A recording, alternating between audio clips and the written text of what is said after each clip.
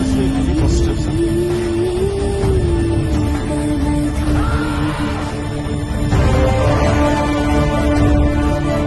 ఒక వ్యక్తిని అరెస్ట్ చేసేటప్పుడు కామన్ మ్యాన్ కూడా రైట్ మిమ్మల్ని అరెస్ట్ చేసేటప్పుడు మిమ్మల్ని దేని కొరకు అరెస్ట్ చేస్తున్నామని చెప్పి ప్రేమ తీసుకొచ్చి అరెస్ట్ చేయాలన్నా లేదా